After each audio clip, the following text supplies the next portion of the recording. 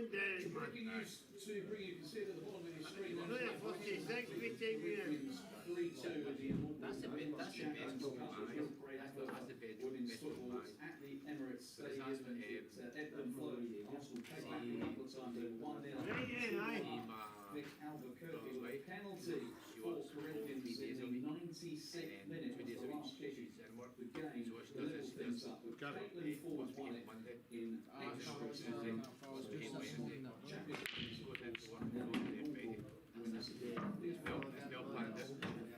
And we have you to get a Now the game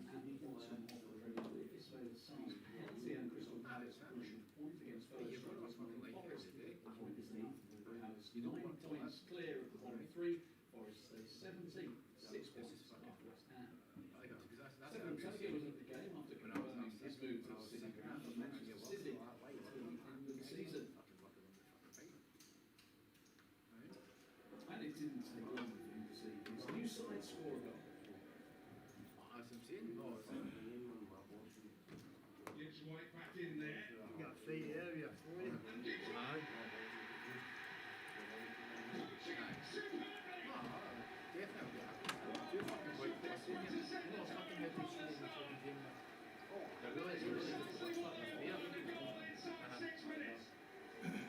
It's just the days like that, it's fucking so fucking hard. Push for the equaliser by Johnson's That's cross. what the guys do. I've seen ones that don't come in here. I know that there's something in your head. But then came a big momentum swing in favour of Palace. I prepare the food, I fucking cook the food, I wash the fucking dishes, all that That's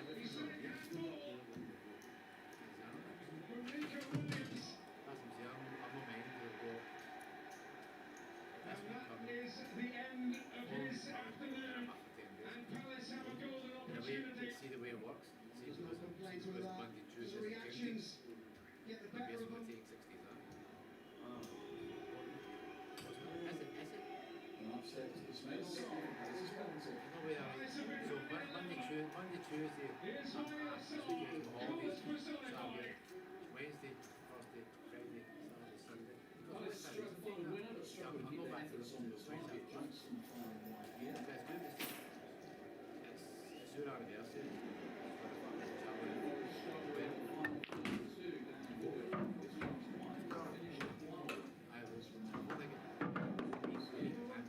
weekend plan going to Glasgow because we go It's the premiership.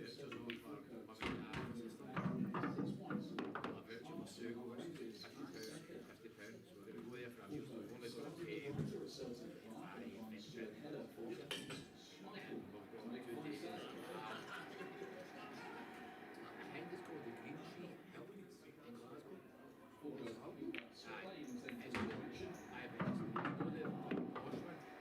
It's just up the. Well, there was nothing the former Celtic goalkeeper could do. Signing Thomas. So that's on. So basis, it's a 5-minute walk to Sugo. So go in there, from the same, go in front of Sugo. She loves Revolution. It's off the mark. She'll be a good in because we have fucking Sugo. That's what it will be. It'll be for the Celtic got their second It's just a play chill between weekend together, and it's more expensive. Talk, John. and he would finish off the moving style. Celtic up to second in the table. So what there is see for Wednesday and Thursday and that. The week before our Rangers lost ground in the time and had suffered a goal draw and his 6 points behind the Forest had the lead. But in the opening minutes, the game Grant Hanley nearly turned the ball into the back of his own net.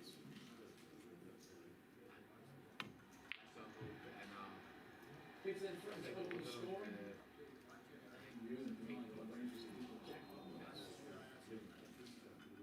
believe it's the weekend. Martin Boyle then had a big chance to reach the lead. Up was again to make a save.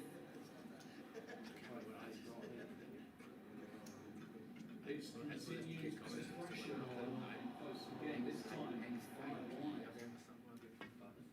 Chances were few and far between in the second half. Rangers did think they'd taken the lead through that. Because I spoke to Angus and you. But celebrations were cut short with the draw in the narrowly offside. It was a men's Rangers 6 match. I don't mind. It's bringing money into the Twists and turns in the title race as Dominic Solanke leads Manchester City's hopes.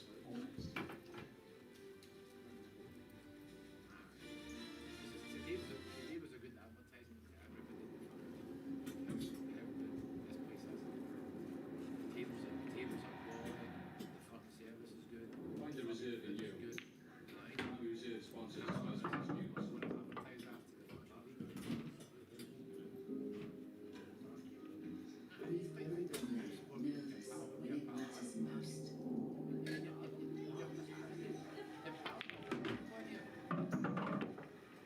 You just start laughing, you just come out here and down there and pause a bit, and then you get fucking like that. That's why Vision Express, we're here to help you see clearly. It's good. Vision Express, step out with confidence. I'm used to doing things. Rival getting cheaper energy was just My too favourite one, the night. Big energy is available. What's different? It's like during the day. They don't want the black man, fucking pure. Just check your energy company's website. Even visit people like me. They're the best one. You know what I mean? Just get a slight and choose a Aye, that's it, that's it. She said yourself, he's 2 or 3 fucking cracks, fucking finishes. Feel like it's fucking dark. When's this money match should be in March? 21st of March. They're all following in the different steps of fucking Yellow Boy.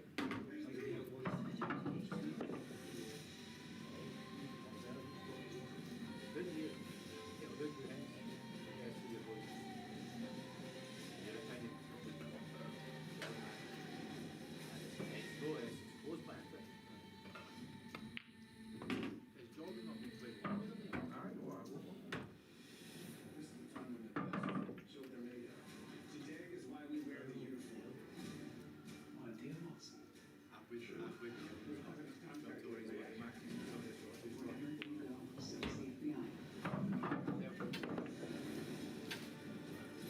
Get out of there. She sacrificed for the job. I have never seen anything like this before. Show the city how it's done. I'll say it dead. You are the best. He's put under all this pressure of it. Three. Even versus that, you don't see that one. You play that, you know that like a perfect play. TV's on. Eyes tuned in. Aye. Now, time to embrace those 6-pointers. Showstoppers. Aye. Nations. Ready to bring the fire. Oh, see last year goal was pure fun because Liam and John put pairs together against each other. Aye, so fun. You only press one to go. Aye. So sharp. Think you can handle it? February, live on Sky Sports.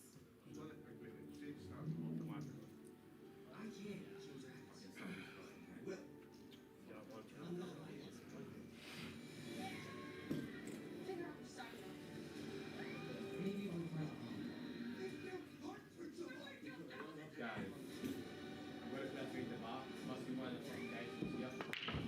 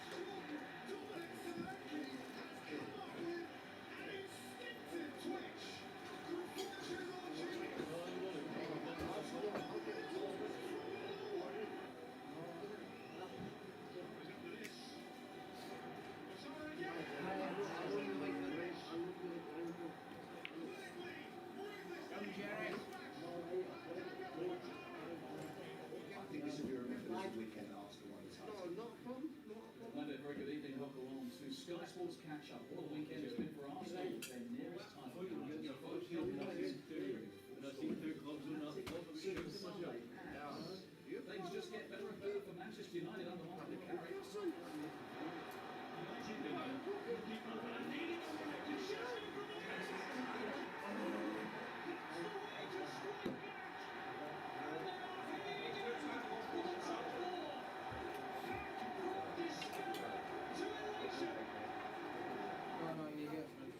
Crystal Palace secured a vital point against fellow strugglers Nottingham Forest.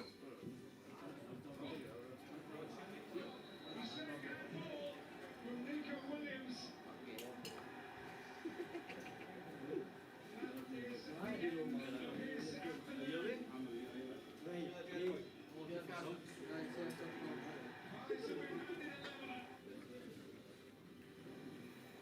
And on the eve of deadline day, two of the biggest potential deals hang in the balance for the latest transfer news on the line. And in the Scottish Premiership, Celtic beat Falkirk to move back to within 6 points of the leaders' Hearts and Rangers into second. After Danny Rolls' side, held to a corner straw by Huddersfield.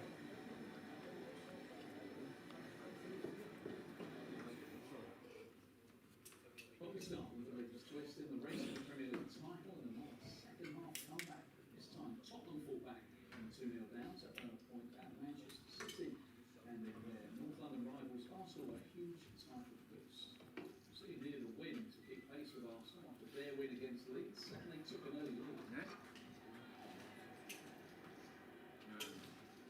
Check his goals. Simple, direct, precise.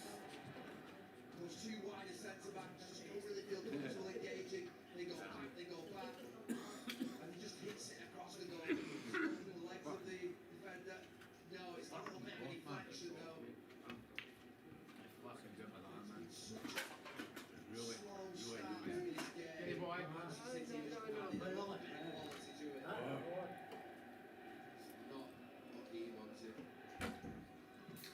And it got worse for Spurs when City scored their second before half-time.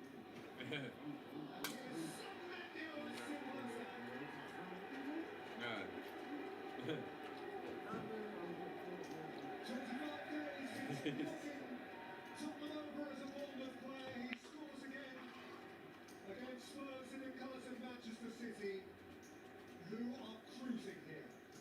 Well, Manchester City were in danger of getting drawn into this charity match. I have to say, there are 60,000 Tottenham fans in this ground, and they've not bought into this from second number one.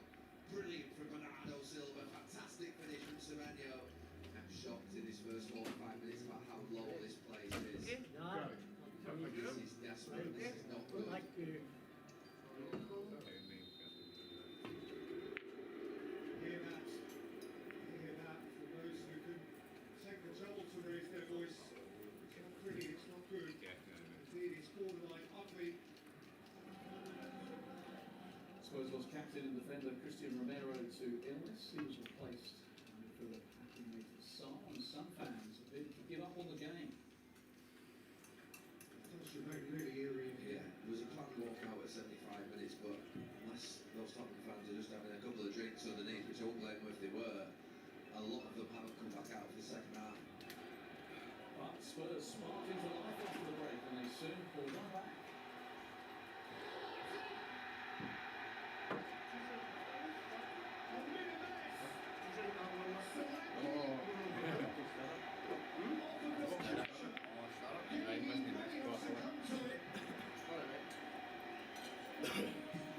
Chaotic though it was, it offers Spurs a hint of hope.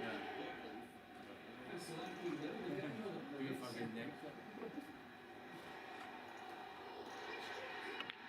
Extraordinary.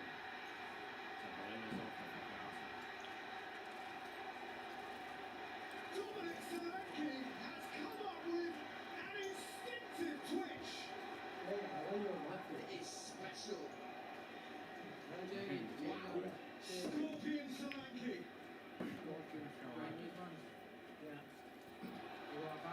That's not fortune, that's genius. Absolute beauty of a goal. How finished that one is. close to finding a winner, but Xavi Simons' deflected strike was tipped over by the Norwegian goalkeeper. It finished 2-2. See you next week, Jerry, right? Always big 45 minutes, big games in the season. Catch on, Jerry. I think that character and challenge the players showed. Our halftime still stayed. Halftime still stayed. So we made the changes. We tried to install money, start players. And now they went out second half and come back in a situation where I start to say we're a little bit not in the best place, but it's going down. We have all the injuries and kept everything over. That just shows everything about the group. And I think that players they I think they have shown that fight a long time now. Now just start to but before the ball, they put more their goals, and they won, they found the goal. And after that, the momentum that always happened in the Premier League happened, but yeah, some transitions, the control we don't have it. But it was not a big issue, just the momentum is for goals. Just tell us. It's 1-1 in 5 now. Bro is a performance in United, for example. The rest is playing good. We are playing in a high level. Of course, we didn't have the consistency that you have to win the games. We know we were able to do it, but 14 games, a lot of points, 6 points. Next one. Man City, and you talk about players, experience, and how much they've won. You never want to write them off, and you always feel like Pep's going to come up with some formula to get it right. And in the first half, we thought we'd seen that, but in the second half, it just wasn't there. And I don't know if it's hoping they're going to get to that level, but the performance in the last 6 games have not told me that they're going to win the league this year. And Arsenal at times have not been brilliant, but they're getting over the line. A big result against Leeds. And I'm just looking for Man City to close it out. And what he said, 14 games left, anything can happen. But I'm seeing too many bad traits defensively to tell me that they can go and win the league, because Arsenal defensively are a lot better than Man City. I think this will be remembered as the weekend that Arsenal won the title. I think it's that big a weekend for them. It was a huge result against Leeds, and to see two sides. Mikel Arteta would have been at home this afternoon watching the two games and thinking, I fancy Villa to beat Brentford. They didn't, and he sort of he'd probably see the second half thinking 2-0 is going to be 5-0. He'd be up in a nice bottle of milk tonight, because this is it. I think this is a title done now for Arsenal. I think they could go and win it by 8-10 points. It'd be amazing if they don't. They've got the players. They've been getting their own way lately. I think they've been getting a little bit anxious. The crowd, the connection between the two of them. The manager gets a little bit uptight, and I think that transmits to the players. But I think now they can start to relax a bit, and I'll be amazed if they don't go and win this title comfortably now. They've got the best squad, they've got the best players, and they've got, and nobody really is strong enough to compete. Villa are doing incredible things, absolutely amazing what they're achieving, but they're running out of steam with injuries, etc. And you can see that Manchester City's form just isn't strong enough. They're not capable of going an 18-19 game run like they did a few years ago when they had Kevin De Bruyne. It's just not in this team right now. Well, the others were complaining about Dominic Solanke's first goal. Solanke went through scoring the goal after checking VAR. But after checking VAR, I thought it was no clear evidence. What did you make of their first goal? Yeah, I had a look at this. See all that guy. Once again, what? Have you seen it? I've seen it. And It doesn't matter what I think, does it? What do you think? Tell us. no, nothing. Nothing. That's all. You don't want to get blown into it. Of course not. It's happened. Once again, what can I say? Might have the ball, it's been kicking from behind, and it's gone. So what can I say? Nothing, one more. As Villa were also dealt a blow by Brentford. Villa lost 1-0 at Villa Park despite playing more than a half with an extra man. Villa were hoping to keep the status of their title rivals, back to within 4 points of the league's Arsenal. Tony Abraham signed from the Spurs on Tuesday, and he was thrust straight into the starting lineup. Former Brentford striker Ollie Watkins missing out through injury. And it was Abraham who had the first clear-cut chance in the game. He was the right, including Kelleher.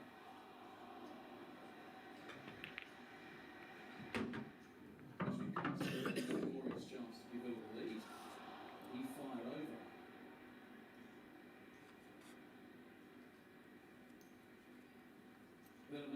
match point in the game. Kevin Sharder and Matty Cash involved in an altercation. Referee Tim Robinson forced into a big call. Kevin Sharder. There's certainly a big foot in the midriff, isn't there? Despite being down to 10 men, it was Brentford who took the lead. Sharder again! How's that for a finish? Talk me through that for a finish. It's absolutely outstanding. There's nowhere else you can put it but that top stanchion. Into the second half, and Villa thought they had the equaliser.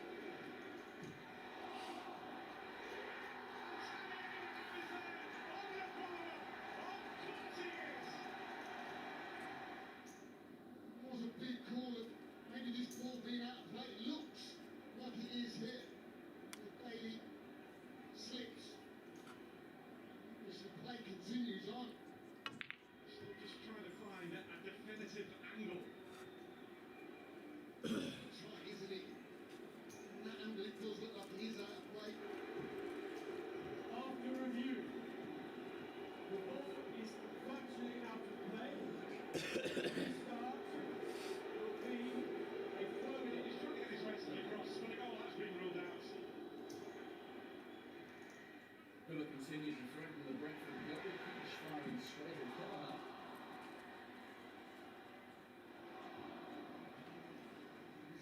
Villa turned to Harvey Elliott from the substitutes bench. His first Premier League involvement since late September. Villa applying the pressure late on. Liam Bailey unable to hit the targets. 10 minutes were added on.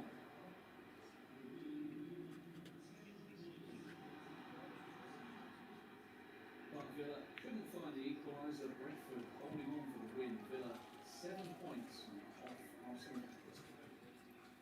I can't say nothing to the players because I think we did everything we needed, and trying in different ways as well, getting right side, left side, corners, offensive elite, of course, stopping them, and we scored one goal, and it was there, and we had some chances to score, and maybe scoring one goal, that's changing the match. We didn't care at the time, Abraham dropping back into the game, the goal, but then it was ruled out by VAR. What was your opinion of that? Because of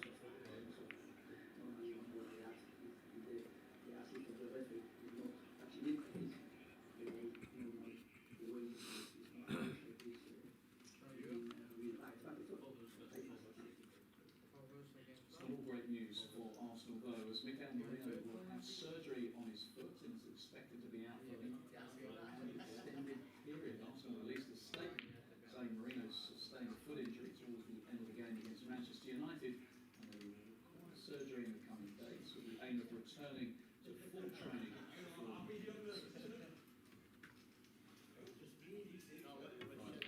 transfer news now. Less than 24 hours to tomorrow's 7 p.m. deadline. Two of the biggest potential deals are hanging in the balance. As you can see, our chief reporter, Soko, joins us. Carly, good to see you. What's the latest then on the future of Jean-Philippe Mateta? Well, Crystal Palace have agreed a deal with AC Milan to sell Mateta, valuing him at around £30 million. Now, from Palace's perspective, everything is running smoothly. The player is having a medical and he should sign for AC Milan. But our colleagues at Sky Italy this evening are reporting that the deal is currently on hold. And they say it's on hold for two reasons. The first reason is that Milan want to send their own club doctor to examine Mateta before proceeding with the deal. And they also say that an issue has arisen because Christopher Nkunku, a forward who they signed from Chelsea last summer, at the moment does not want to leave Milan. There was a possibility of him joining Roma or Fenerbahce, but he is saying, I don't want to go anywhere. And according to Sky Italy, that is making Milan think, do we need Mateta now that Nkunku is staying? But as I said, from Palace's perspective, they feel that the deal is being agreed subject to a medical. Mateta will become a Milan player. Yeah, so often with these moves, it's a bit of a chain, isn't it? So where, Carve, does this leave Ruben Strand-Larsen? Well, of course, Palace have agreed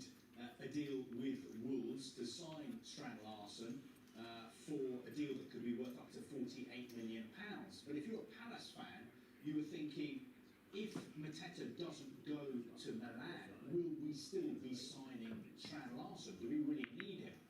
Well, the information coming from our reporter, James Sabundra, who spends a lot of time covering Crystal Palace, this evening he's just reporting that it's his understanding that Strand Larsen is having a Crystal Palace medical, and as far as Palace are concerned, they are going ahead with the move. So it looks like Strand Larsen, regardless of what happens to Mateta, will be signing for Crystal Palace. But of course, I think Palace will be hoping that they can sell Mateta as well, because they've signed Brennan Johnson, they've signed Gessa on loan from Aston Villa.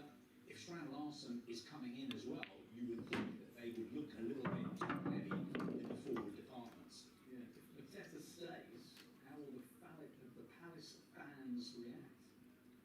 That's a really good question. If you'd asked me that question 4 or 5 months ago, I would say that the vast majority of Palace fans would be unhappy about the prospect of Mateta leaving, but I think a lot has changed. Mateta was a cult hero at Palace. Last year, I think only Haaland and Salah scored more Premier League goals than him, but it has to be said that since he got into the France squad during the autumn, a lot of Palace fans feel that something has changed.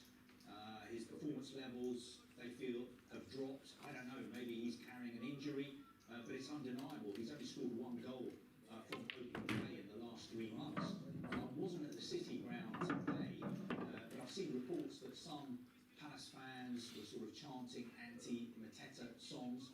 So if his move to Milan does fall through, I think he's got some bridges to build with the Palace fans. Okay, Clive, thank you very much. We will watch this space. Deadline day is approaching. You know where you need to be to follow all the developments on deadline day. Our special coverage begins at 7 o'clock. Mateus Cunha with another goal. He brought out his surf celebration once again. Action from Manchester United's dramatic win over Fulham.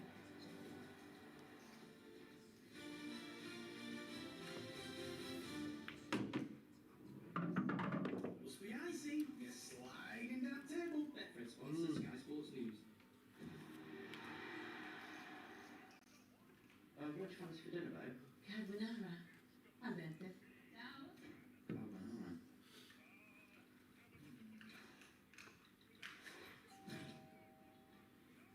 Grazie. Ciao.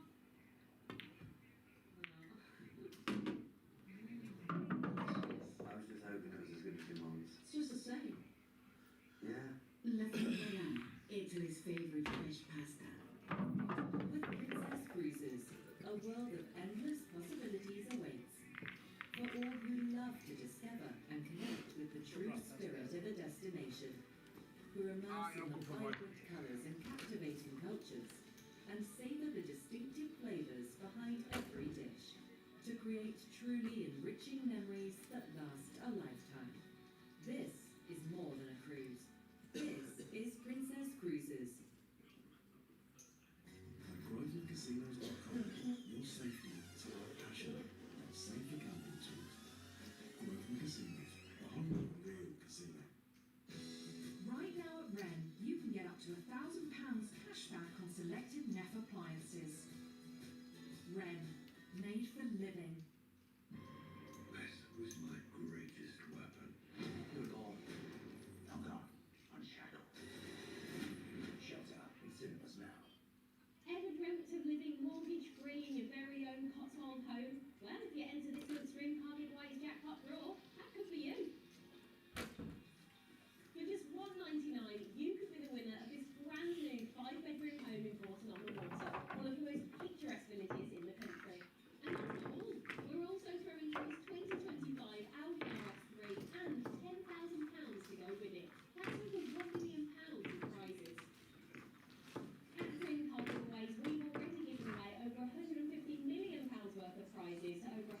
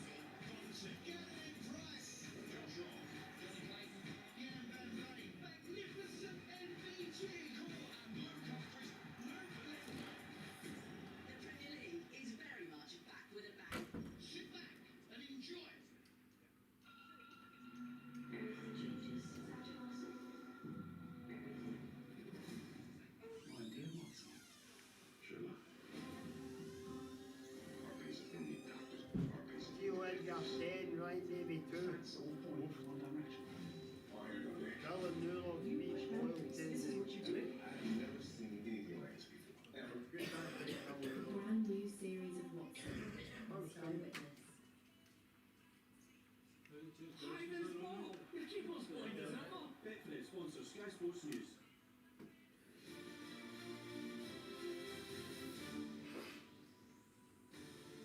Michael Carrick made it 3 wins out of 3 as Manchester United head coach after wins over Manchester City and Arsenal. United beat Fulham 3-2 in a thrilling game at Old Trafford. Mateus Cunha drove into the Fulham area and went down under contact from Fulham's Cuenca. John Brooks awarded a penalty. Like clearly, he got a nick on it, Cuenca, and he did. So it's going to be interesting what VAR make of this. James Bell for VAR, analysing this in detail. After the review, before the conclusion of the whole event, our trials will have VAR.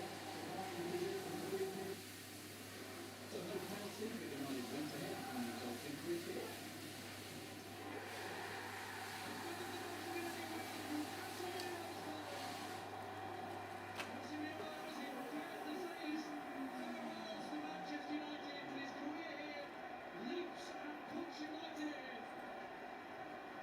Send them up for you, senior there.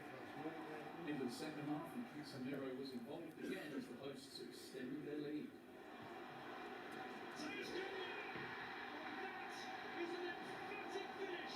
You'll see that it's been already.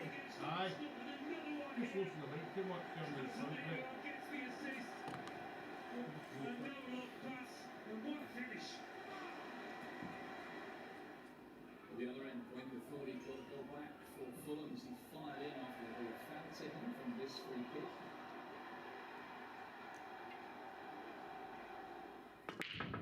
But VAR intervenes. Chuck Laser was offside early. Fulham were on the front foot and they were awarded a penalty in the 83rd minute when Jimenez was found by Harry Maguire. Jimenez stepped up to take the penalty and beat Simone's to make it 2-1. And that set up a chaotic final 10 minutes of stoppage time.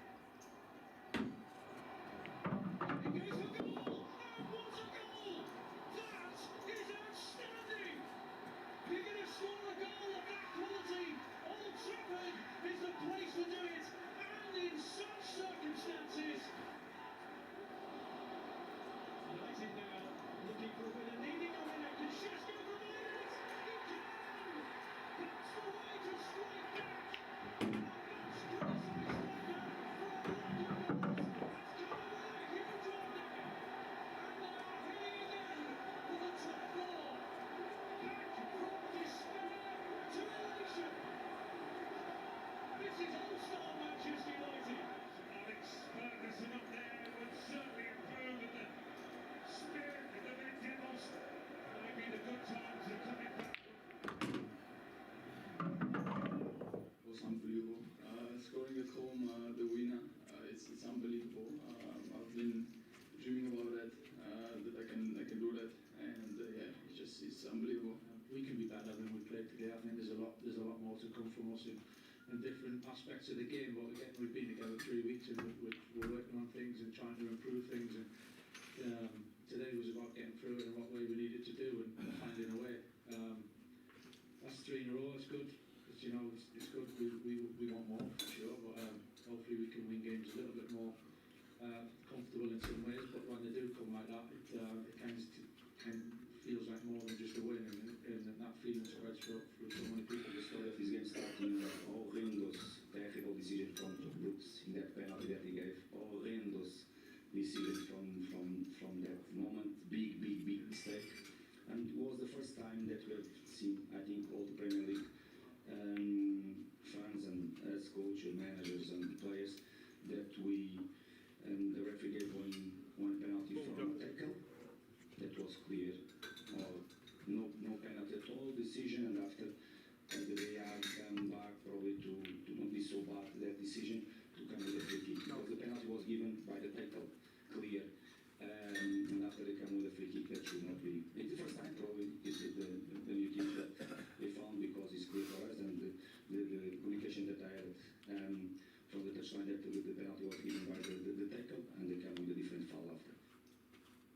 a big game at the bottom of the Premier League. Ismail Sarr's penalty and Crystal Palace a crucial point against fellow strugglers. Nottingham Forest, the point is enough to give Palace 9 points clear of the bottom three. Forest 17, 6 points. Stefan Ortega is at the game after confirming his move to the City Ground from Manchester City until the end of the season. Didn't take long for him to see his new side score a goal.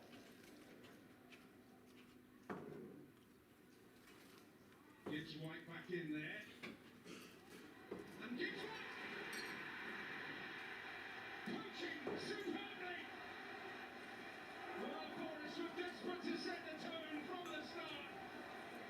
And that is precisely what they have done. A goal inside 6 minutes. Palace try and push for the equaliser. Brennan Johnson's cross headed over the line. Then came a big momentum swing in favour of Palace. Well, he's saying handball from Nico Williams. And that is the end of his afternoon. And Palace have a golden opportunity. Well, there's no complaints with that. The reactions get the better of them.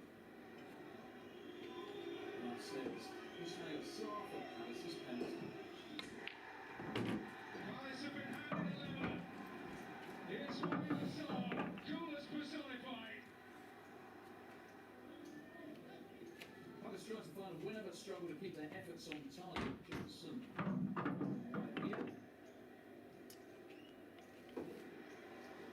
And Forest struggled in the final third too. Down Doyle putting this chance wide as it finished 1-1. Palace remain unbeatable this year. You could see just how frustrated he was with himself when he came off the pitch. We had a chance to chat to him maybe at half time or at the full time whistle then. And how's he feeling? Because he looked particularly annoyed at himself. Yeah, no, not so much to him at all. You know, it's one of the things, like I say, he's been terrific here before what's happened with me. Professional, gets on with it, good player, great on his squad. So I'm not really question that. It's just an instinctive reaction. I don't think he's thinking time. I think he's just thrown his head at it, couldn't reach it, touched his hand, and that's it. You know, that's it. But we know the rules, but it's what's up with to let him, because I know it sounds silly, but games are funny things, but we had control of the game. I've actually just score more. You know, so I've got to be a level 11. After being one of the great the way we played, the way we created chances, yes, we are. I'm trying to get the cooking before I go again. Converting these chances, we need a striker. Every team needs a striker who scores regularly. In the last 2 years since I arrived, JP is our top scorers, and it's everybody, it's clear for everyone that we need a striker. We need to get him today. I've seen this so again, and that's why for me it's a good point today, because also compared when we started the season, we drew 1-1 at Selhurst, and at that time Mark Day was playing in Everett, Eze was playing at Ajay Kamada was playing at Morton was playing at JP. We missed them today. I think the performance today was better than so this gives me a lot of confidence. Do you expect Mateta to be a Palace player in a couple of days' time? I don't know, again, it's either him or somebody else. Action from the Scottish Premiership on the way as Celtic move back 26 points. Leading Hearts and above Rangers into second after being offside. To a goalless draw by Hibernian.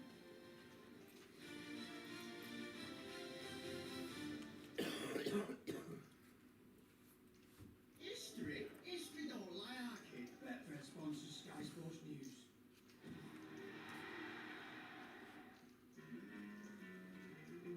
That's 130 for the night.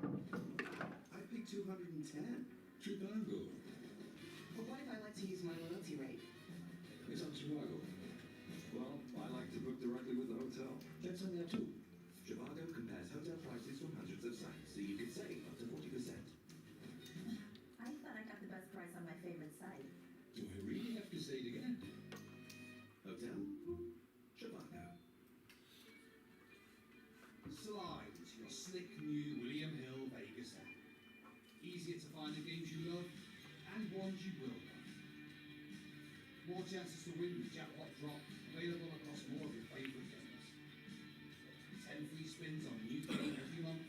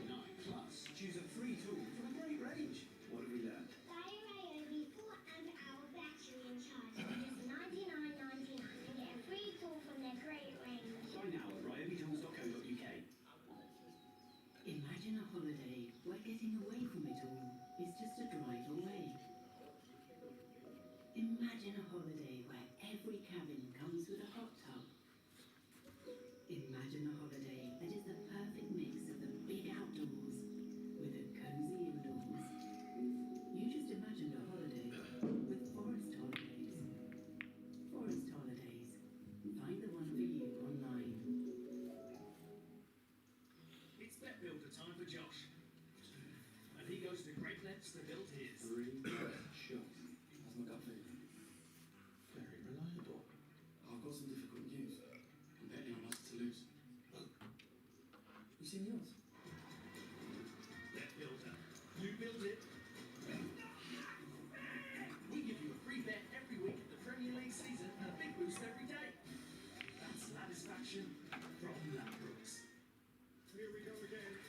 Sunderland host Burnley in another vital Premier League clash tomorrow, live on Sky Sports.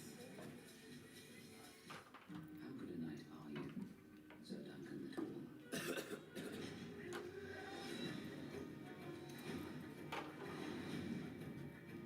Not been nice. What are nice look the same, do they? No, but they don't look out to me either. Who will stand and fight with me?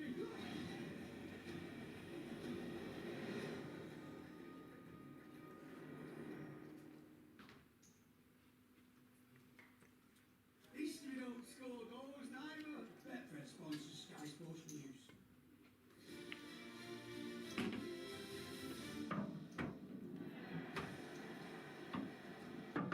Chucky scores. Not what he wanted. Here's Bernardo Silva, and here's Semenyo, simple as that. Well, Manchester City were in danger of getting drawn into this charity match.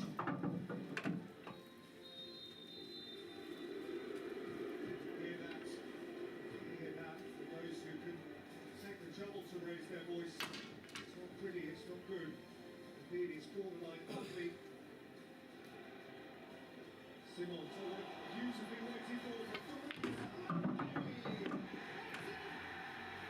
He offers Spurs an inch of hope. Gallagher plays it.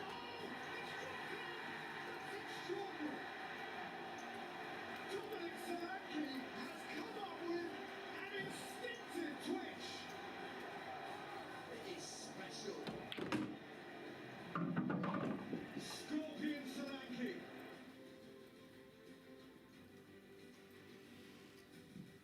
Let's get more from that thrilling draw in North London as Tottenham came from 2 goals down to draw 2-2 with Manchester City. A result that gives Arsenal a 6-point lead at the top of the Premier League. Solanke scored both of Tottenham's goals with the second one. I had to improvise a bit. Was great work from Connor, and the ball was behind me a bit. But yeah, I love those finishes. I'm trying to make something out of nothing, and when it goes in, it's remarkable. So yeah, I'll be watching that back a few times. Yeah, I mean, there's one replay in particular where it looks brilliant. Did you look up at the big screen and see it? Yeah, I did. I was trying to stay focused on the game, but I had the crowd cheering and everything on the screen. So yeah, we know we're not good enough in the league at the moment, but we're trying to build on it. Obviously, that's 4 games unbeaten now, and I think 2 draws in the Prem, but we want to start winning games for sure. We haven't got any easy games coming up, so we're going to focus on that and keep building. But yeah, I think like you mentioned, when everyone's on it and we got the crowd behind us and everyone's got that confidence and belief, we know we can be in them. The scorpion kick is magnificent. Is it the best scorpion kick we've ever seen in the Premier League? Well, we've got a couple more contenders, Kelly, but that was in a second. But magnificent play. What magnificent play. Unbelievable, because he's got leaning back. Look, it's hard. Brilliantly. Defender anticipating that. No, you can't read that. I mean, he probably stopped at source beforehand, but the way he adjusted his body and sort of slowed up his run, and then improvisation to do that, it was just magnificent. And Donnarumma is what? How old is he? 6, 7? He's got to be, and even he just cannot get his paws. It's a brilliant piece of. Oh no, I've just done it. My kids will enjoy that one. You knew what 6'7", I said. You knew what he was doing. No, I didn't. Let's move on to actually looking at somebody, just because we can, for no other reason than just watching. Amazing. But things happened a week apart, Kelly. A week apart. Mkhitaryan with the first one. Great ball by Ibrahimovic. Magnificent. We never thought we'd see one as good as that, and then a week later we saw this make that like that. Giroud, Arsenal, Palace, wasn't it? Look at the way he runs, he's breaking his neck to get in the box, and he's so far behind him to adjust his body and get that, and it always looks better when it goes in off the bar, doesn't it? Wow. It feels unfair to start ranking scorpion kicks because they're all spectacular, but that's the best one. Very that good. is the best Very one. good. But Dominic Solanke was very impressive. And there is one more to have a look at as well. I think there's another one to see. I think. No, that was Oh, no, that was it. Yeah, I thought there was another one to come.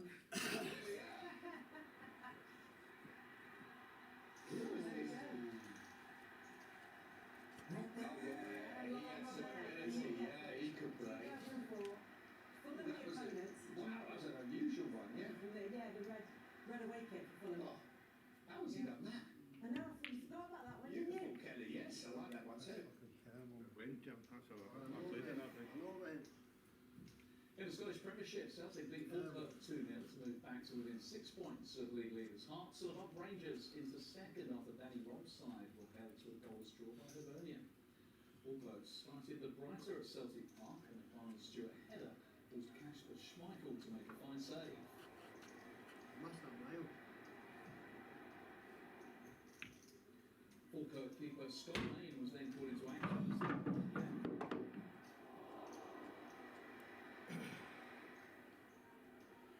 Well, there was nothing the former Celtic goalkeeper could do as new signing Thomas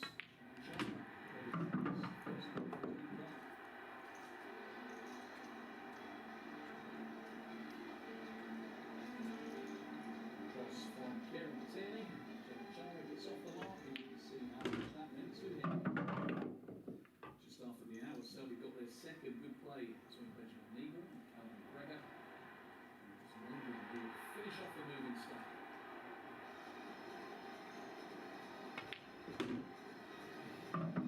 Still seal the win, move Celtic up to second in the table and still 6 points behind.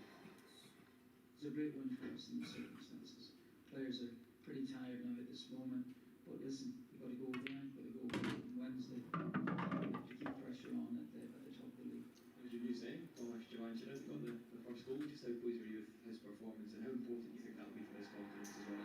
I think yes, a big boost for confidence, no question about that. There he scores the header.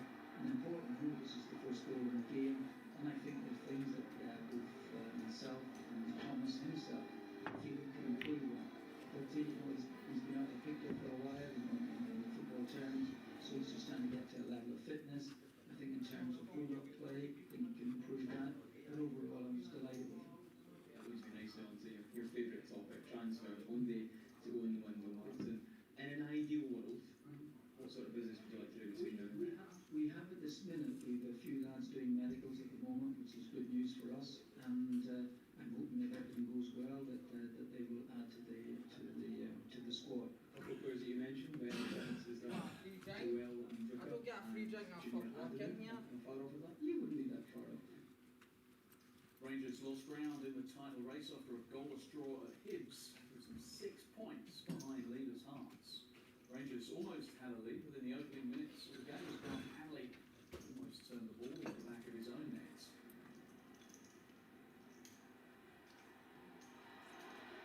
Hibs then threatened to open the scoring.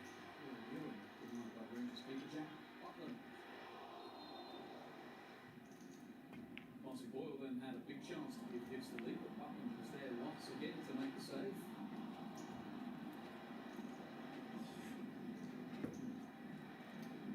Hibs continue the pressure. Came close again, this time 5 wide. Chances were few and far between in the second half. Rangers did think they would take the lead through Mikey Moore. The celebrations were cut short as it was ruled narrowly offside. Resulting Rangers 6-match winning streak in the league. 6 points behind leaders Hearts. When I'm arrived, we are 14 points behind. Now we close to the 1st of February to get to 6. Still 14 games to go. It's a marathon, not a sprint at the moment. We have to be calm. We understand we are also disappointed because we want to do it quicker. We want to close the gap, but it's important that we are at the end of the season in the right position, not yet. And for this, it's about continue our way. Our direction is very clear where we want to go. And I come back on this place today. Hearts lose here, Celtic lose here. It's not easy to take something here. And from this point, I take today the draw. Even I want to win, but we have to play.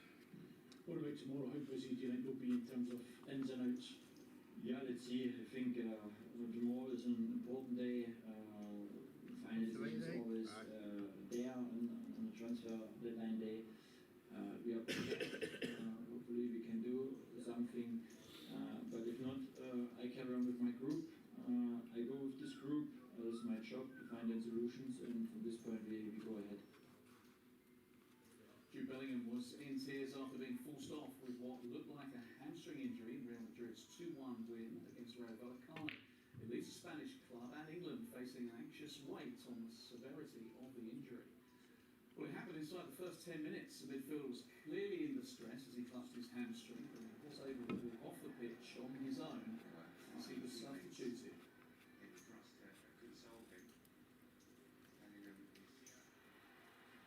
Despite the blow, Real went on to take the first half lead. Vinicius Junior with the finish past Gustavo Tala to make it 1-0. Rayo found an equaliser after the break. Futos, who previously played for Real's B team, with a goal here. Midfielder, Athletes was shown his straight red card with 10 minutes to go for his foul on Dani Ceballos. Real were awarded a penalty in the 98th minute this afternoon when Mendy fouled Brahim Diaz. Kylian Mbappe stepped up and sent the wrong way as it ended 2-1.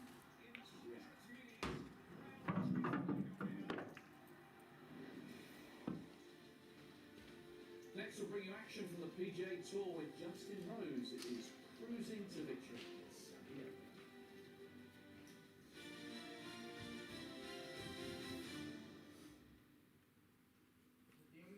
Must be icy. You're sliding down the table. Betfred sponsors Sky Sports News.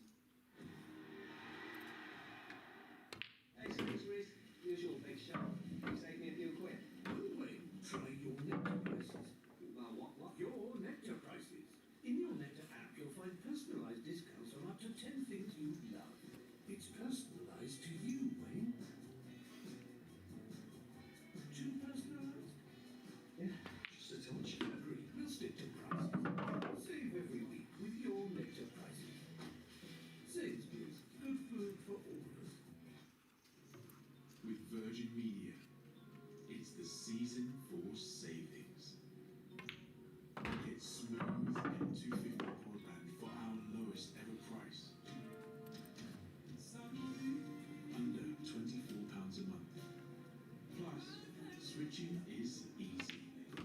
We'll have Whoa. There goes the score. Terrible shot. Visit virginmedia.com. Yeah, I'll be there in a sec. Just heading to the shop. Mobile that rolls with your business. You better believe it.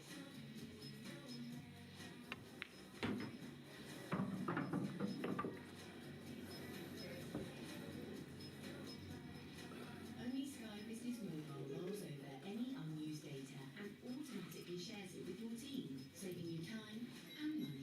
Search Sky Business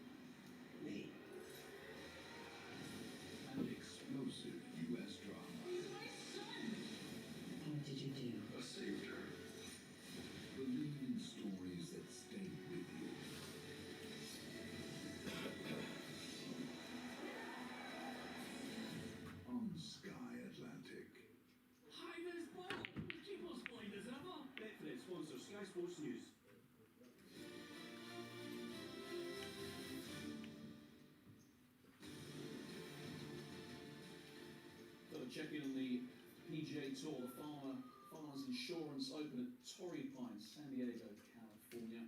Pretty serene progress being made at the top of the leaderboard by England's Justin Rose. You can see there he leads by 6 shots. He's aiming to become the first wire-to-wire winner of the Farmers since 1955. He's won 12 times on the PGA Tour, 11 times on the European Tour. The most he's ever won by 3 strokes. He's double that at the moment. He is cruising to victory in the Californian sunshine.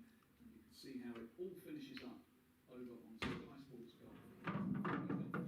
6-shot lead. Well, after opening his round with 5 straight pars, Rose moved under par for the day with a stunning approach into the par 5 6th. Missed his eagle putt in Eagles 4. Extended his lead after another brilliant approach at the par 3 8th. That's how you stop it. You take one less club, you hook another 9-iron in there. And landed it right in the middle of that tier as well. That was a good shot there. Before he made it back-to-back birdies to close out the front 9. This putt from 36 feet moved him to 24 under par. 6 shots clear. A 13th PGA Tour title. Brooks Koepka has almost completed his first PGA tournament since his return from Live Golf. He's at 3 under par with 1 hole to play. Live coverage continues on the Sky Sports Golf. Carlos Alcaraz has become the youngest man to complete the tennis career Grand Slam after beating Novak Djokovic to win his first Australian Open title. Djokovic was denied a record 25th Grand Slam title, and after the match he retired. Djokovic took an early lead as he dominated the opening set. Alcaraz didn't let that phase him in his first Australian Open final though. He roared back to make it 1-7. And the pair who have 31 Grand Slams between them was starting to put on a real show in the 3rd set. It was Alcaraz that took it, leaving him just a set from victory. Despite being 16 years older than his opponent, Djokovic wasn't going to let dreams of a 25th slam disappear. He thought to stay in the match. Alcaraz was the better player on the day, claiming a historic victory in his first championship points. Rafa Nadal was there to watch Alcaraz, playing his record as the youngest men's career Grand Slam winner, with the 22-year-old now having won 7 of his 8 Grand Slam tournaments. People were talking about everything and having doubts about my level in this tournament. So every year that I came here to Australia, I was thinking about getting the trophy. Couldn't happen, couldn't go farther than the quarterfinals, and coming this year angry for more, ambitious for getting the trophy, and being strong mentally enough to not killing anything or any worse for the people, and then just playing a good tennis in this tournament means a lot, means the world to me, and it's a dream come true for me.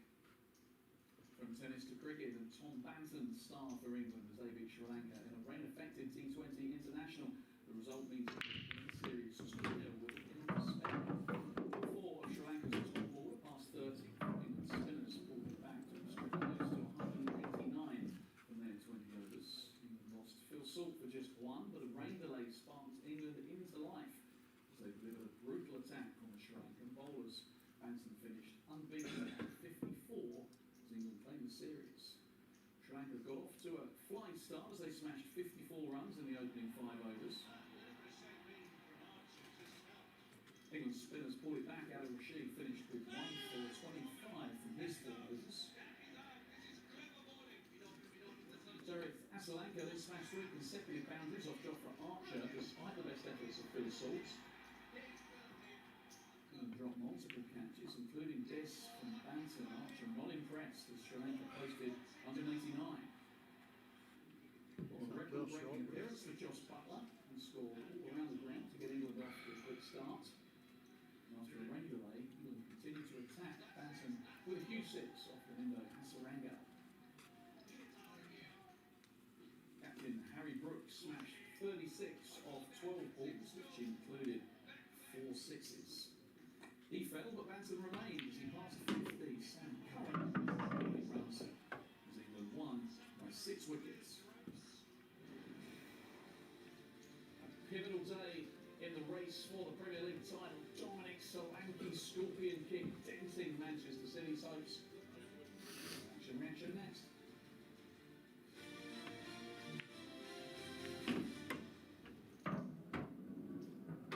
Why have you got that tap? It's Baltic, man. Happy to leak. Tabs half pound. Nobody wants to see that. Yeah, Luddy will know at the bottom of the league, mate. Betfred sponsors Sky Sports News.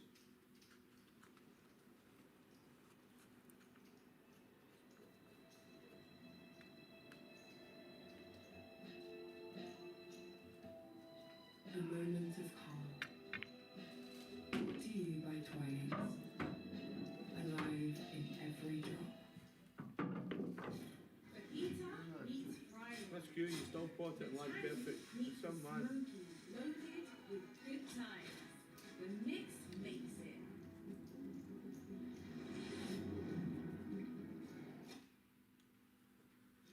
Also, Paco, make some noise. The saffron and ginger Norwich, a hallowed ground. We joined Steve mid-game. Just look at that technique. Pure class. Oh, and he's won 50 coral coins. Now to choose a reward. Quiet, please. Signature nod. Showboating for the crowd, and they're loving it. And he's done it. Oof, that's tasty. Christine's coming home to Papa. She's enjoyed that. Win coral coins for free and choose rewards you actually want. Coral, we're here for it. Sorry, mate. Invite only. Stay there, hold on. Shelter in cinemas now. Vitality is here for your health. How? They give you half-price gym membership. Yeah, give me 5 more, Gary. Vitality, your health's best friend. Right now at Wren, you can get up to £1,300 cash back on selected AEG appliances. Wren, made for living.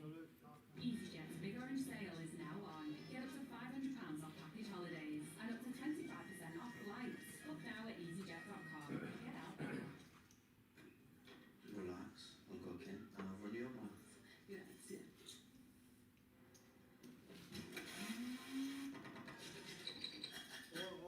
I didn't he stole me short in that back line, didn't he?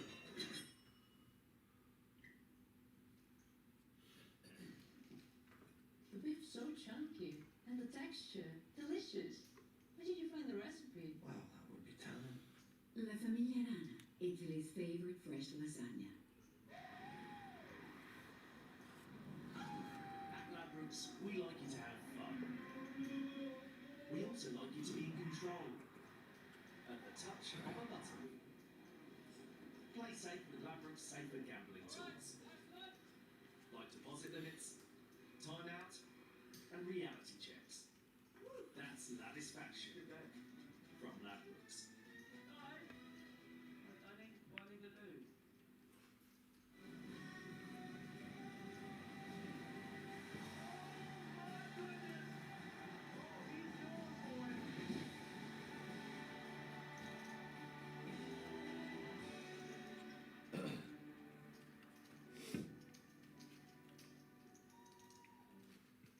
Oh, Steve, you're in a pickle. Yes, Mrs. Jenkins, I will look after your house while you're away. Right now, lunchtime spicy burrito is making a comeback, making every instruction she's giving you sound like radio static. Ready neutralizes 99% of excess acid in just 60 seconds for fast heartburn relief. If heartburn hits, have the Rennie ready.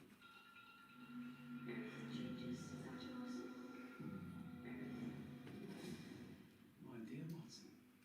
Sherlock. Our cases don't need doctors. Our cases need detectives. The facts all point in one direction. You push boundaries. This is what you do. I've seen ignorance before. Ever. The brand new series of Watson on Sky Witness.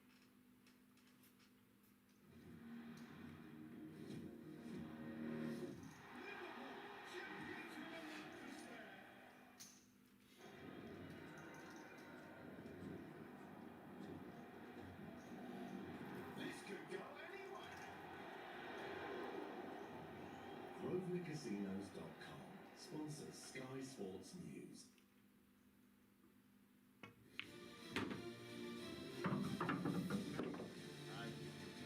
Clean it up. Clean it. Arsenal handed major title boost as Manchester City relinquished 2-goal lead and draw at Spurs. And Aston Villa failed to take advantage of an extra man as they lose at home to Brentford.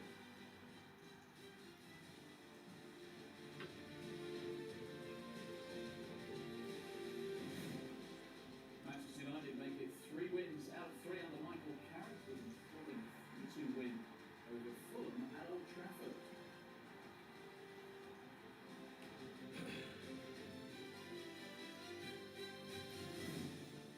Celtic beat Falkirk to go second to move 6 points behind Scottish Premiership leaders Hearts.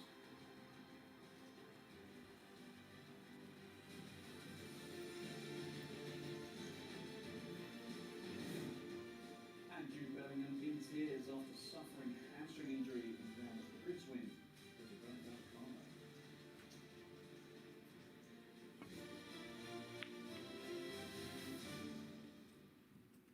Hi there, welcome on to Sky Sports Catch Up. What a weekend it's been for Arsenal as their nearest title rivals both dropped points to bring the best of the action and reaction to a dramatic Super Sunday. Crystal Palace were given a helping hand to secure a vital point against fellow strugglers Nottingham Forest. Well, he's saying handball from Nico Williams. And that is the end of his afternoon. Palace have been handing a leveller. Plus, why potential moves for Jean-Philippe Mateta and Ruben Strand Larsen are hanging in the balance ahead of Monday's 7 p.m. deadline. There is transfer news on the way. And Arsenal women are world champions after winning the inaugural Champions Cup. We'll show you how they did it.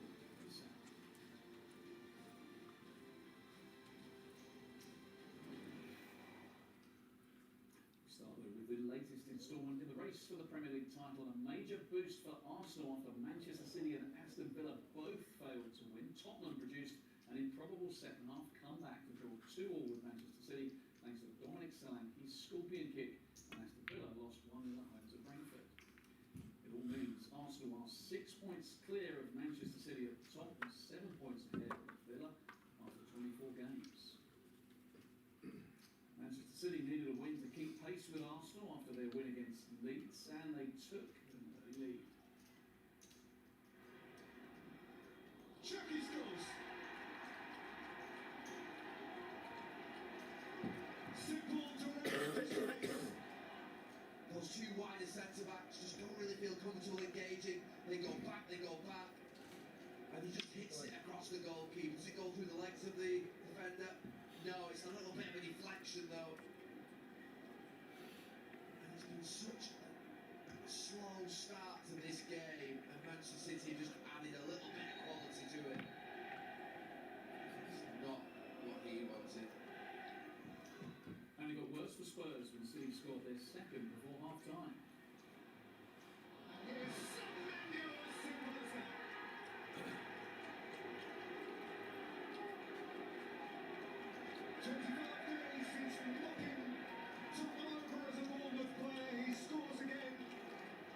Spurs in the colours of Manchester City, who are cruising here. Well, Manchester City were in danger of getting drawn into this charity match. I have to say, there are 60,000 Tottenham fans in this ground, and they've not bought into this from second number 1. Brilliant from Bernardo Silva, fantastic finish from Semenyo. I'm shocked in this first 45 minutes about how low this place is. This is desperate, this is not good.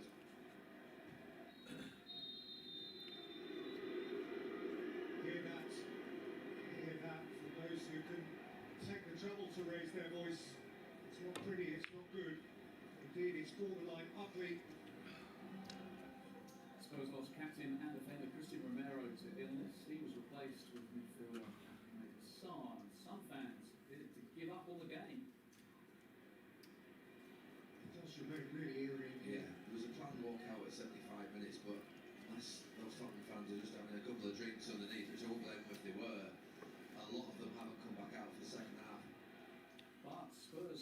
into life after the break, and they soon pull one back.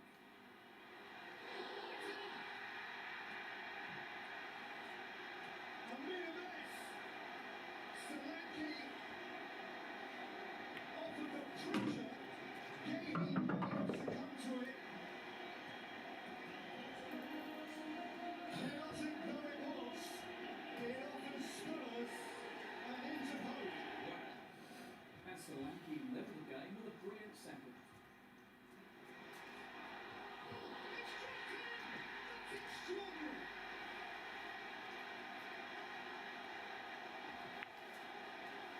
Dominic Solanke has come up with an instinctive twitch. It is special. Wow. Scorpion Solanke. That's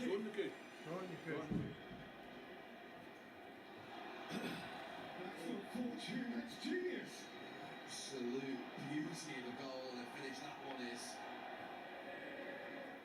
And Spurs were close to finding a winner, but Xavi Simon's deflected strike was tipped over by Gianluigi Donnarumma. Finished 2-2. What changed second half? Well, before the bye, they put more their balls. When they won, they found the goal. And after that, the momentum that always happened in the Premier League happened. But yeah, some transitions, the control that we didn't have it. But it was not a big issue, just the momentum of score goals. It's always big 45 minutes of big games in the season. I think that character and challenge that the players showed. However, halftime still stayed calm. We did the changes. We tried to install belief, staff, players, everyone. And how they went out second half and come back in a situation where it's fair to say we are a little bit not in the best place because you're 2-0 down, you have all the injuries and captain and all that. That just shows everything about the group. And I think that nails a die thing. They have shown that quite a long time now, but now just got the result as well, which is big. We are playing in a high level. Of course, we didn't have the consistency to win the games. We always were able to do it, but 14 games, a lot of points, 6 points. Next one. What did you make of their first goal? VAR had a look, obviously. Once again. Once again, what? Have you seen it? I've seen it. And? I mean, it doesn't matter what I think, does it? Okay, there's that. No, what do you think? You tell us. No, nothing. Nothing, that's all. Total job. You don't want to get more into it? Of course not. Come on. It's happened. Once again, what are you going to say? Not have the ball, if we kick it from behind, and it's goal. So what can I say? Nothing more. Guardiola there, unhappy with Dominic Solanke's opening goal being allowed, with the striker appearing to kick Mark Gay in the process of scoring. VAR checked the goal, but decided there was no clear and obvious error. Is there a foul in here by Solanke I think it's a really difficult one, but you just see there he gets a bit of his right foot to it, so I don't think that is a foul. But I'm sure if you're the Manchester City manager, you are complaining. Meeks, what do you think? Yeah, I actually think it could have been a foul here, just because Gay's got his foot there and he kicked into him. He sort of used his foot to shield him and protect him. If someone kicks your foot, if that's anywhere on the pitch, I think you get a foul for that. Yeah, Guardiola was not happy about it. Aston Villa remains 7 points behind Arsenal after losing at home to Brentford after Kevin Schade was sent off late in the first half. Brentford produced a strong rearguard action to take all 3 points. Villa were hoping to keep on the tails of their title rivals, knowing a win would move them back to within 4 points of leaders Arsenal. Tammy Abraham signed from Besiktas on Tuesday. He was thrust straight into the starting lineup. Former Brentford striker Ollie Watkins missing out through injury. And it was Abraham who had the first clear-cut chance of the game. He was denied Queen Keller. Esri Konsa then had a glorious chance to give Villa the lead. He fired over.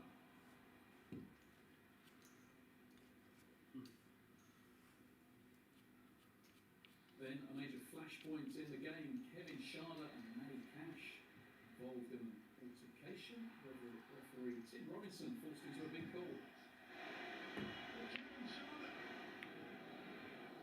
There's certainly a big foot in the midriff, isn't there?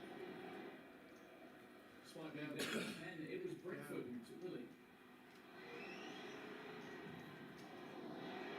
Try again! How's that for a finish? Talk me through that for a finish. It's absolutely outstanding. Oh my God, amazing. Oh, that top stanchion. In the second half, and Villa couldn't play down the equaliser.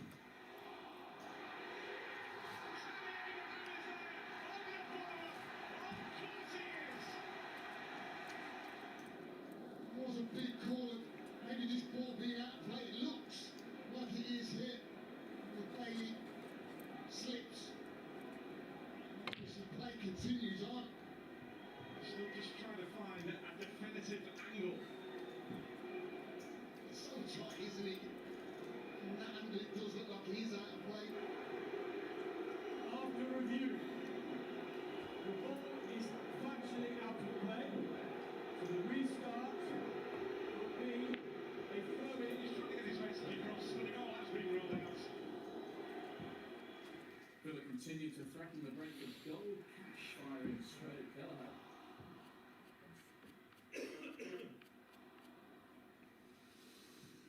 Villa turned to Harvey Elliott from the substitutes bench. Elliott's first Premier League involvement since late September. Villa applying the pressure lane on Bailey and Ali were on target. 10 minutes were added on.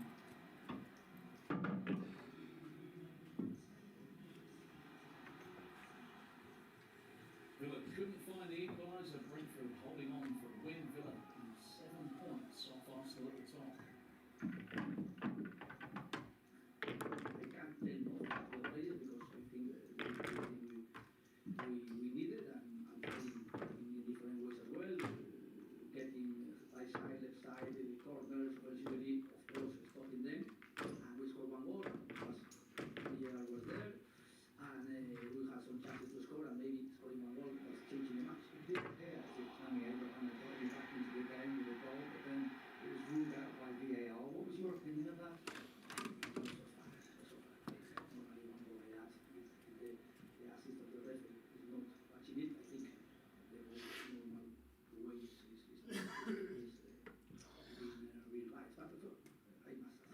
We started with Wrexham with the ball, control a lot of it, could have created more opportunities, we had a little bit more conviction, got the goal, which was amazing from the players to dig in and do what they did. We always had that threat base that we have, finish was sensational. So then wanted to start the second half, still to be able to attack, but Thiago was a front two. I felt after 10 minutes they were getting down the sides of that, so we had to just tweak it and bring an extra defender on to go with back five, and I thought that showed that part of the game, but the boys still have to dig in really deep. So it's a very good weekend for leaders Arsenal. They beat Leeds on Saturday. Villa and Man City both dropping points. They extend their lead at the top to 6 points, taking another step to their first Premier League title in 22 years. When you talk about Man City and you talk about the players, the experience and how much they've won, you never want to write them off. And you always feel like Pep's going to come up with some formula to get it right. And in the first half, I thought seeing that, but in the second half, it just wasn't there. And I don't know if it's hoping they're going to get to that level, but the performances of the last 6 games have not told me that they're going to win the league this year. And Arsenal at times have not been brilliant, but they're getting over the line. A big result against Leeds, and he's just looking for Man City to close the gap. And look, he said, 14 games left? Anything can happen. But I'm seeing too many bad traits defensively to tell me that they can go and win the league, because Arsenal defensively are a lot better than Man City. I think this will be remembered as the weekend that Arsenal won the title. I think it's a bigger weekend for them. It was a huge result against Leeds, and to see two sides. Mikel Arteta had been at home this afternoon watching the 2 games and thinking, I fancy Villa to beat Brentford. They didn't, and he sort of you probably see the second half thinking 2-0, this could be 5-0. He'd be up with a nice bottle of Rioja tonight, because this is it. I think this is a title done now for Arsenal. I think they could go and win it by 8-10 points. I'd be amazed if they don't. They've got the players. They've been getting their own way lately. I think they've been getting a little bit anxious. The crowd, the connection between the two of them. The manager gets a little bit uptight, and I think that transmits to the players. But I think now they can start to relax a bit, and I'll be amazed if they don't go and win this title comfortably. Now they've got the best squad, they've got the best players, and they've got, you know, I think, and nobody really is strong enough to compete. Villa are doing incredible things, absolutely amazing what they're achieving, but they're running out of steam with injuries, etc. And you can see that Manchester City's ball just isn't strong enough. They're not capable of going on an 18, 19 game run like they did a few years ago. Kevin De Bruyne at his best. It's just not in this team right now. It's not all great news for Arsenal though, as Mikel Merino will have surgery on his foot and is expected to be out for an extended period. Arsenal released a statement saying Merino sustained a foot injury towards the end of the game against Manchester United, and that he will require surgery in the coming days with the aim of returning to full training before the end of the season.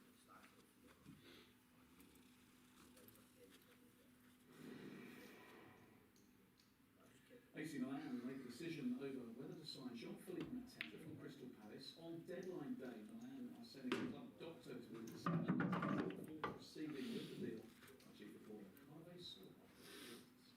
Crystal Palace have agreed a deal with AC Milan to sell Mateta, valuing him at around £30 million. Now, from Palace's perspective, everything is running smoothly. The player is having a medical. He should sign for AC Milan.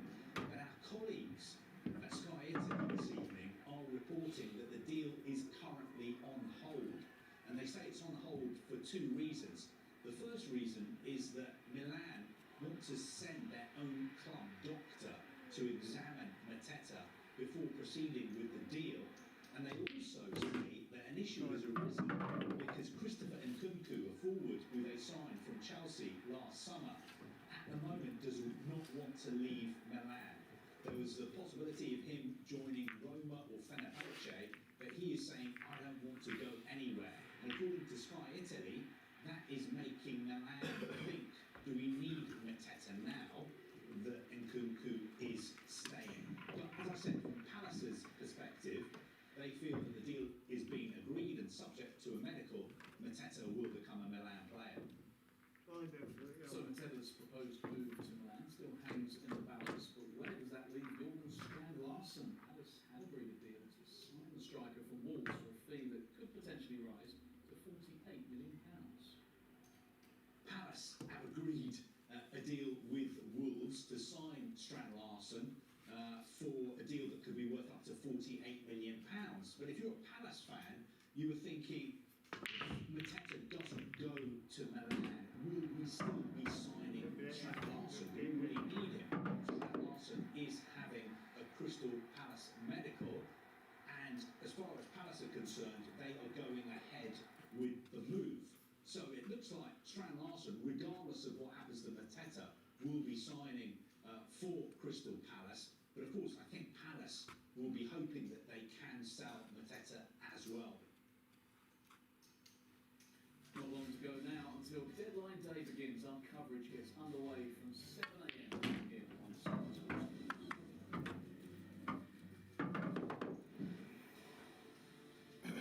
Next, Casemiro's redemption arc under Michael Carrick continues with a goal and an assist. Manchester United lead firm.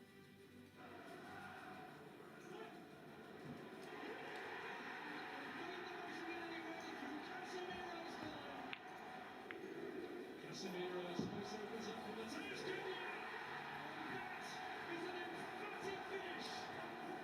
Casemiro gets the assist with a lovely pass, if you would say.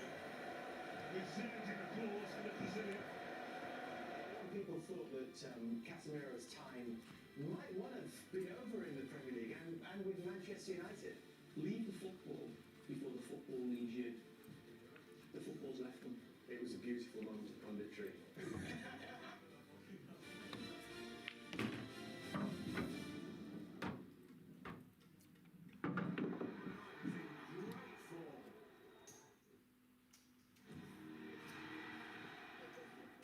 We're back at the Coral Ban Arena for an even bigger season. In top form, it's the lads with no tops. Next, it's the Armchair Experts.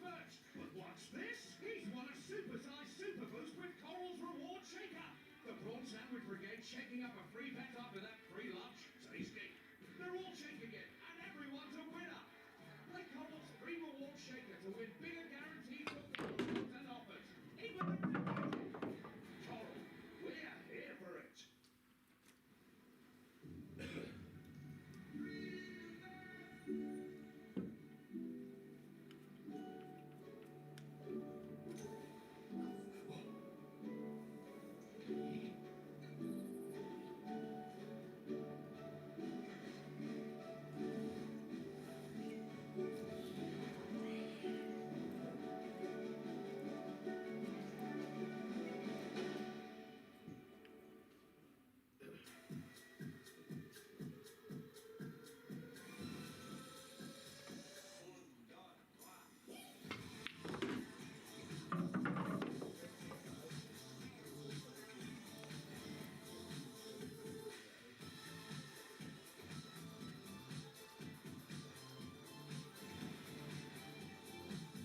There's another of the Lotto Land.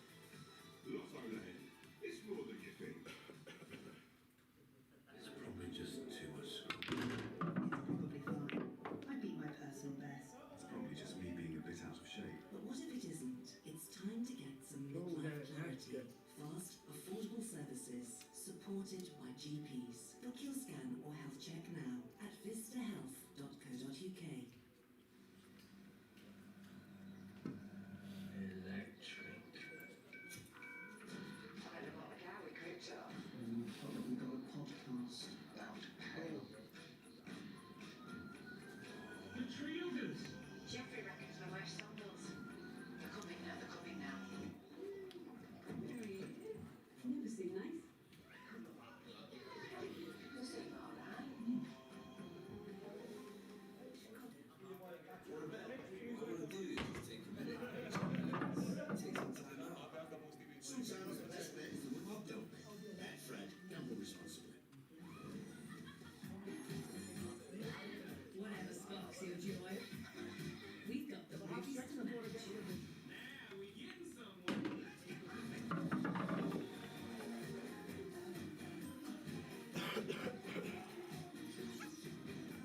Find your happy with a collection of movies that put a smile on your face. Don't be so happy. The Sky Cinema Feel-Good collection. Available now. Not the result they were looking for.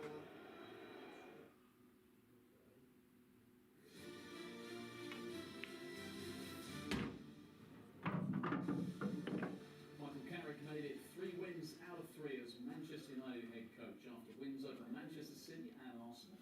United beat Fulham 3-2 in a thrilling game at Old Trafford. So Cunha drove into the Fulham area and went down contact. Wanker. Referee John Brooks ordered a penalty. Frank Bailey, he got it. And he did. So it's going to be interesting what VAR make of this. VAR analysing this in detail.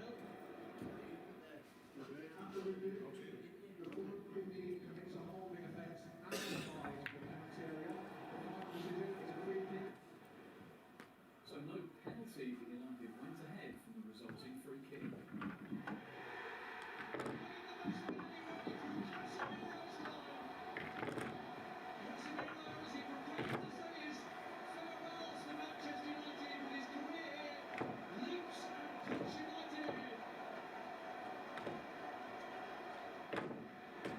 Into the second half, and Casemiro was involved again as the hosts extended their lead.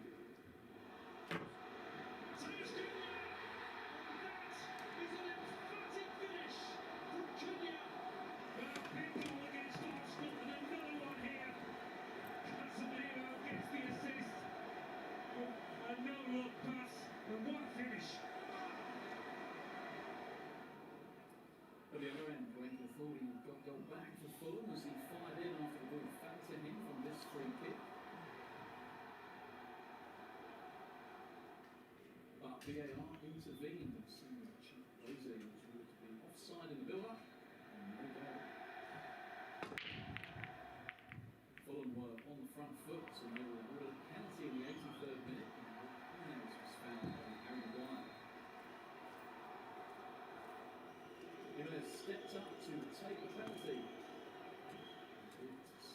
To make it 2-1. And that set up a chaotic final 10 minutes of stoppage time. Can he get it for goal? Oh, what a goal! That is outstanding! You're going to score a goal of that quality. Old Trafford is the place to do it, and in such circumstances. Waiting now, looking for a bit of needing a winner. Can Shesko provide it? He can!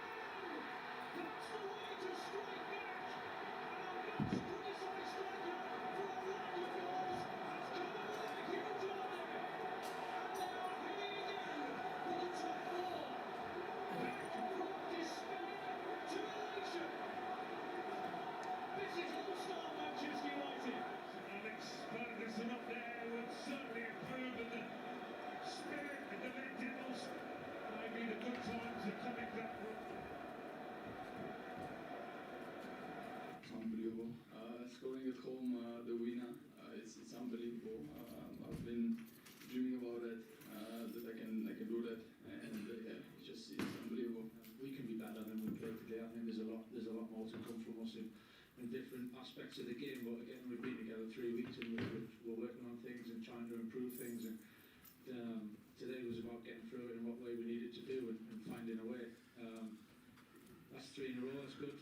It's good. We want more for sure. But hopefully we can win games a little bit more comfortable in some ways. But when they do come like that, it kind of feels like more than just a win, and that feeling spreads through so many people. The story of this game starting horrendous terrible decision from John Lucas in that penalty that horrendous decision from that moment, big mistake.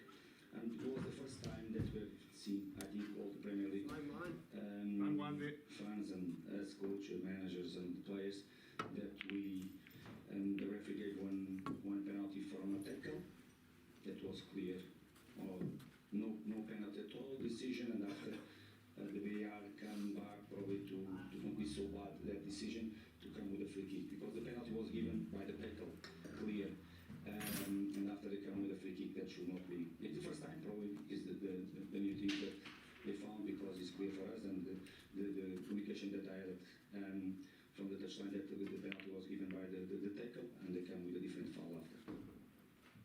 One player central to United's success was Casemiro. He scored the first. And absolutely loved to have seen him set up the second. No look pass. And there's then over the free kick.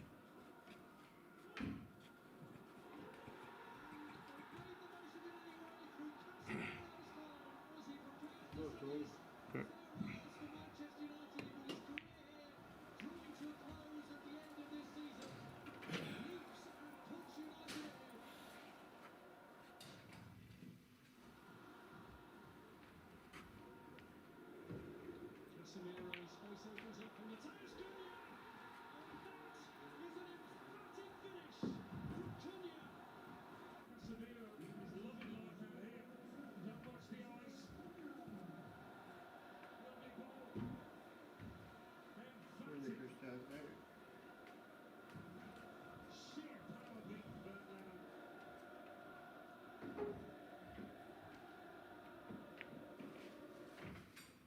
Casemiro looks like he can continue to be a key player for Michael Carrick until the end of the season. That's in stark contrast to his second season at United in 2024.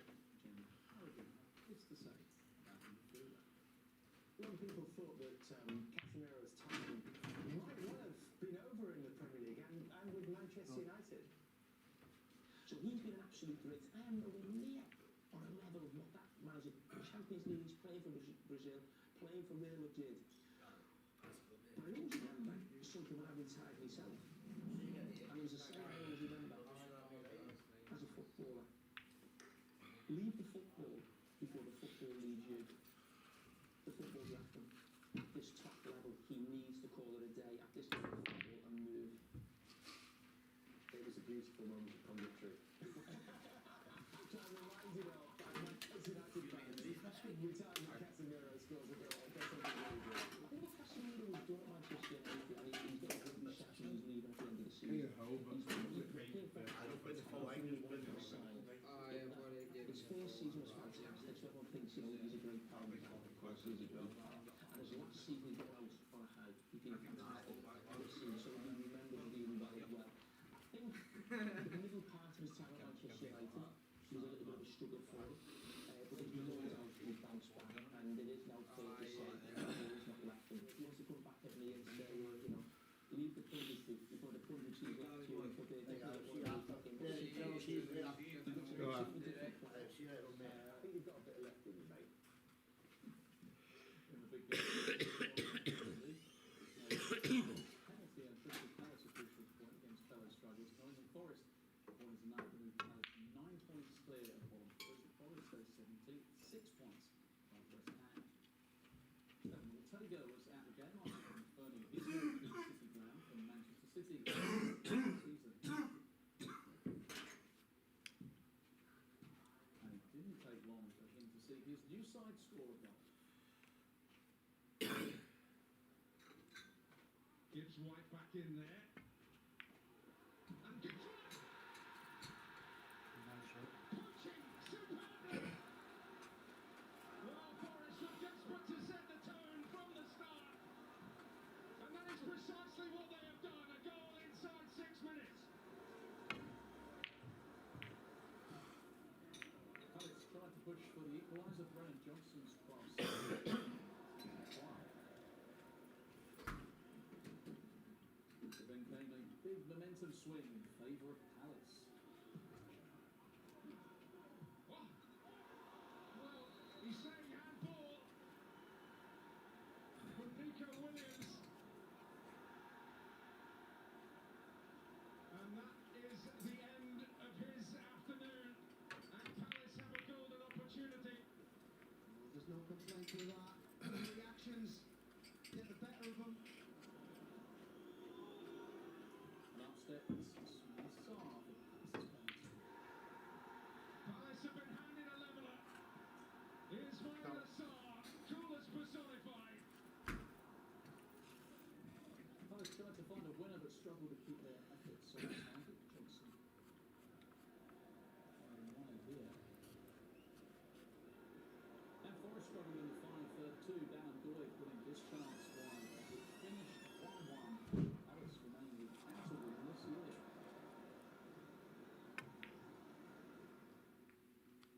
Disappointing for Nico Williams. You could see just how frustrated he was with himself when he came off the pitch. You had a chance to chat to him maybe at half-time or at full-time or so then. And how's he feeling? Because he looked particularly annoyed at himself. Yeah, no, I've not said much to him at all. You know, it's one of the things, like I say, he's been terrific here before my time out with me. Professional, gets on with it, good play, great on the squad. I'm not going to cost him that. It's just an instinctive reaction. I don't need to think in time. I think he's just throwing his head at it, reach it, touched his hand, and that's it. You know, that's the rules. But it's what's up the phone to let it in, because I know it sounds silly, but games are funny things, but we had control of the game. Managed to score more. You know, time to go to 11-11. After being 1-0 down, it's great the way we played, the way we played it. Jesus, yes, we are struggling with converting these chances. We need a striker. Every team needs a striker who scores regularly, and over the last 2 years since our JP is our top scorer, and that's everybody. It's clear where we want it. We need a striker. We need to work together yesterday. I have seen this so again, and that's why for me it's a good point today, because also compared when we started the season with 2-1-1 at Selhurst, and at that time Mate was playing, Roger Eze was playing, Dajic Mate was playing, Adam Watt was playing, JP Mate was playing, all these players were playing. We missed them today. I think the performance today was better than there. So this gives me a lot of confidence. Do you expect Mateta to be a Palace player in a couple of days' time? I don't know, again, it's either him or somebody else. Next action from the Scottish Premiership as Celtic close the gap to 6 points on the league leaders' Hearts.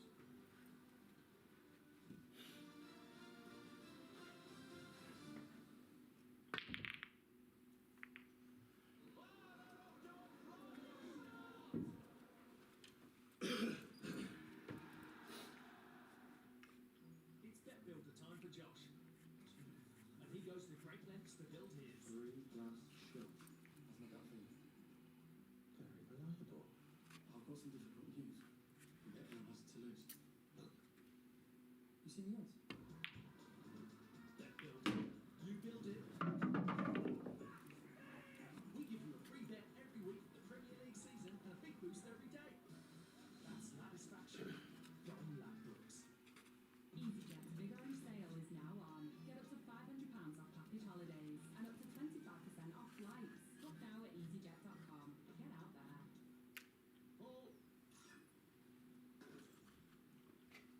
investing isn't for you. It's for people like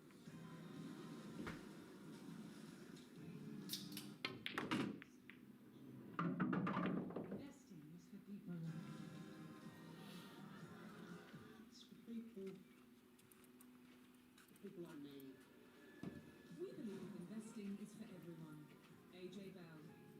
Feel good investing.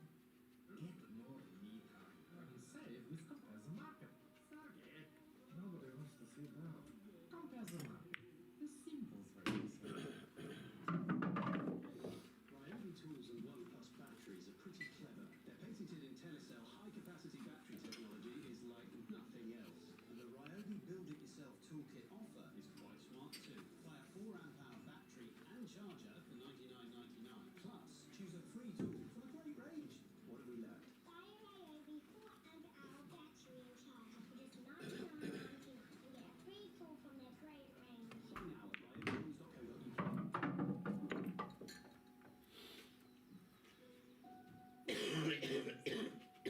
Find the one for you online. Slide to a slick new William Hill Vegas app. Easier to find the games you love and ones you will love. More chances to win with Jackpot Drop, available across more of your favourite games. 10 free spins on a new game every month for everyone. Effortless, more personalised, more rewarding. Download the new app. William Hill Vegas, as it should be. But please don't think what happened was an accident. For whatever lies ahead, we must all stick together. You might know me from this.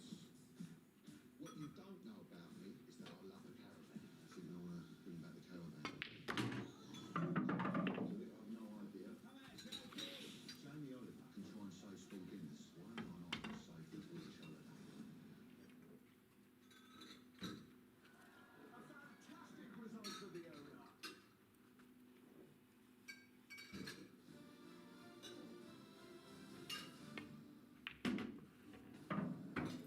Juventus walking heels up being hamstring injury in Real Madrid's 2-1 win against Rayo Vallecano, the biggest Spanish club, and England facing anxious waits on the severity of the injury.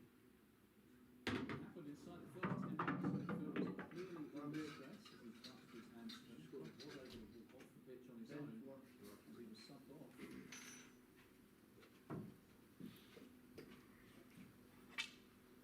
Despite the blow, Real went on to take the first half lead. Vinicius Junior with the finish.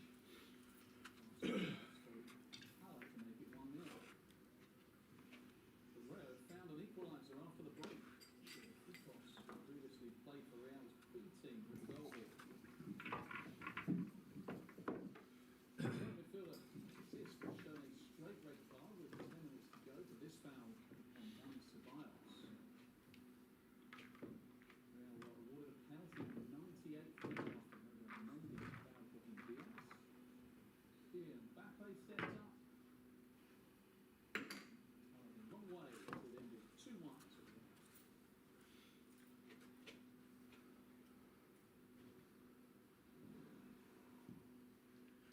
In the Scottish Premiership, Celtic beat Falkirk 2-0, back to 6 points of league leaders Hearts and above Rangers in the second. Falkirk started brighter. Mark and Barnes header for make a fine save.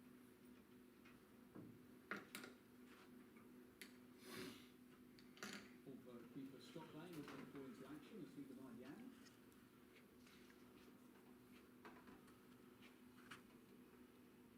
But there was nothing before the Celtic goal.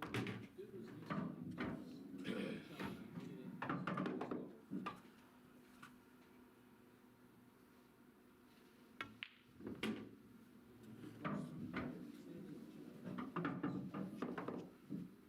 See how much that meant to him. Just after the hour, Celtic got their second. Good play between Benjamin Neger and Alan McGregor. Neger finish off the move with the start.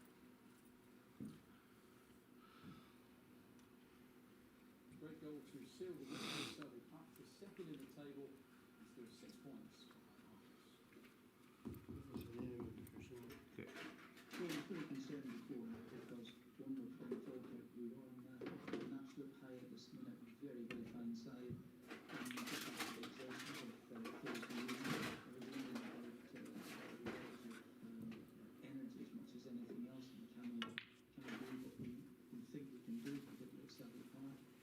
and it really wasn't there for periods. Having said this, we dug it out, we scored 2 goals in the game. The second goal, which was a fantastic goal from our viewpoint. I think it came at a stage when Falkirk were banging on the door, let me put it this way. It was a great win for us in the circumstances. Players are pretty tired now at this moment, but listen, we've got to go again, we've got to go on Wednesday. We have to keep pressure on at the top of the league. As you were saying, Following Javan, the first goal, just how good were you with his performance and how important do you think that will be for his confidence as well?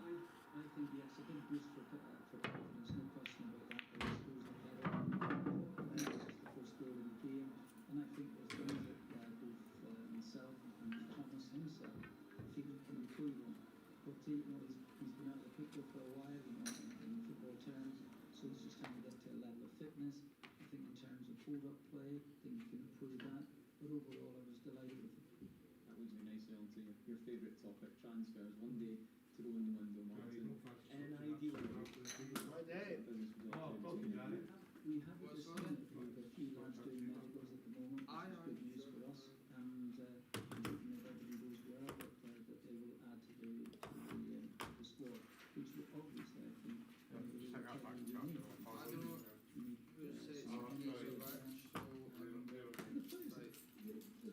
The squad here have done fantastic. I think this is a big win for us today because of all the things that I just mentioned to you.